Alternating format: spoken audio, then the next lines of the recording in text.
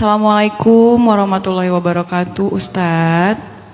Saya hamba Allah, usia 30 tahun, single mom, punya 2 anak.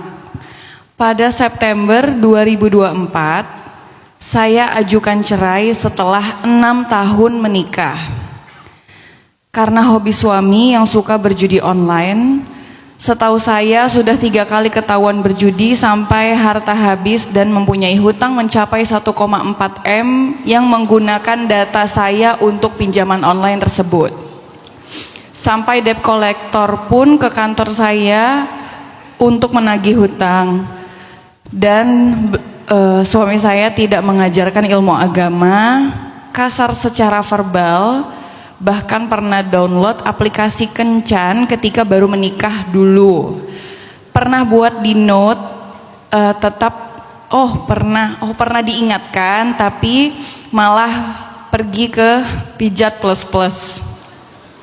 Sampai akhirnya saya berani bercerita ke keluarga dan sudah dinasehati oleh keluarga dari pihak suami dan keluarga saya, tapi tidak ada perubahan juga.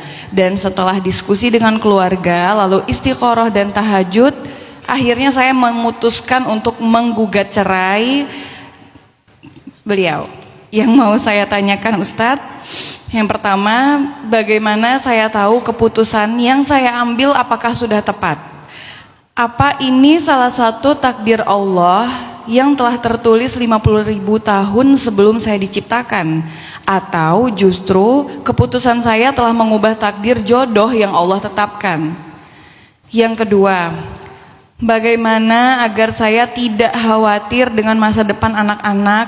Karena setiap melihat anak-anak yang punya orang tua bercerai, saya merasa sedih dan gak menyangka mendapat cobaan seperti ini, Ustadz. Sekian pertanyaan dari saya. Wassalamualaikum warahmatullahi wabarakatuh. Kuat ya Kak, bismillah.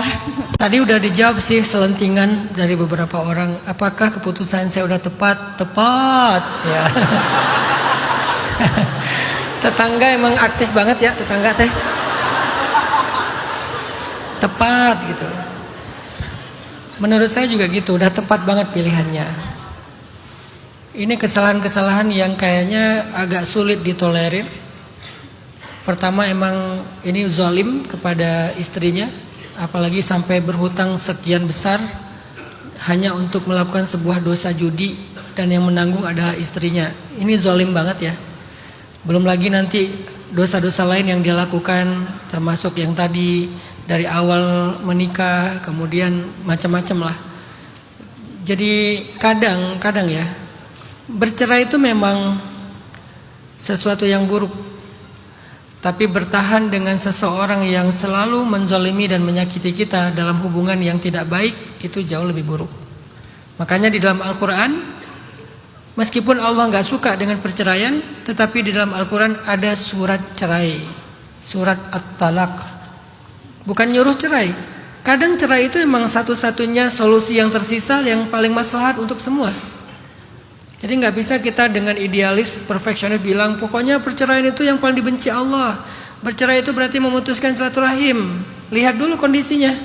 Kalau kondisinya udah zalim, darurat, dan membahayakan banyak hal, keselamatan atau mungkin haknya, ya mungkin nggak ada jalan lain selain bercerai. Makanya muncullah surat At-Talaq di dalam Al-Quran juga. Jadi perceraian itu bukan tentang hanya Allah murka, Allah nggak suka, Allah benci. Tapi kadang perceraian itu adalah sebuah solusi yang paling maslahat yang bisa diambil.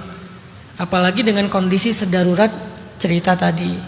Jadi pilihan dia udah tepat. Kemudian yang kedua, apakah ini takdir? Ya, tidak ada satupun yang terjadi dalam hidup kita yang bukan takdir. Tapi apa maksud takdir ini? Bersabar. Karena kita nggak bisa menyimpulkan takdir hari ini.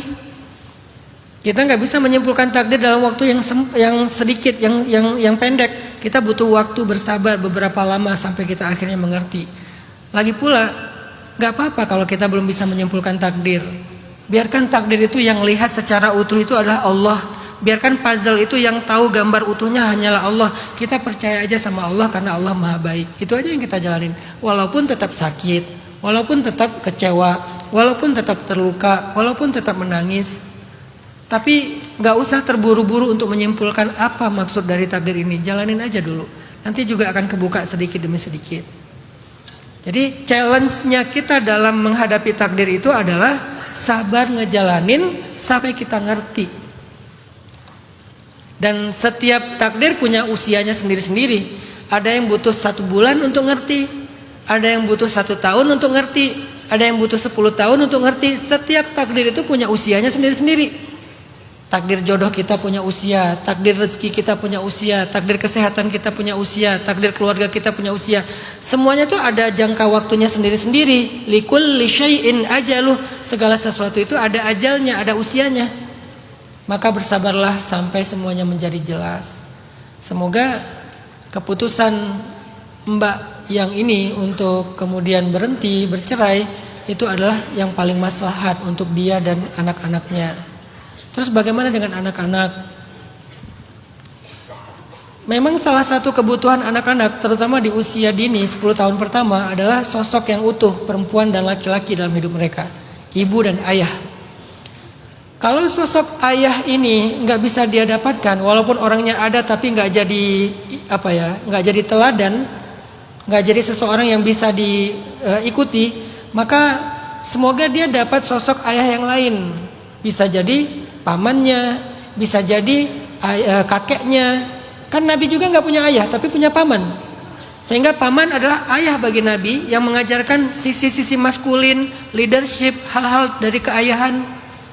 Begitu juga kalau nggak punya ibu, mudah-mudahan dapat ibu yang lain seperti neneknya, bibinya dalam keluarga mereka. Itulah fungsi silaturahim itu biar kayak gitu. Walaupun itu nggak terlalu populer di masyarakat kita di Indonesia. Di Indonesia itu wali-wali itu baru ngumpul kalau bagi warisan ya. Kalau lagi ada masalah pada hilang gitu. Harusnya kalau lagi ada masalah kayak gini pada ngumpul. Pamannya, ayahnya, kakeknya, siapa lagi, kakaknya gitu. Bahkan sampai wali, gurunya, ustadznya, hakimnya, semuanya pengen support. Jadi nggak harus selalu fungsi dari ayah itu dilakukan oleh ayah. Kadang dengan kondisi-kondisi tertentu dilakukan oleh ayah-ayah dalam peran yang lain, paman ataupun kakek. Kalau nggak ada pun nanti semoga dapat guru yang tepat buat anak ini, yang bisa mengajarkan sisi-sisi kemaskulinan kepada dia, supaya dia tumbuh secara seimbang antara sisi ibu dan sisi ayah. Allahu a'lam.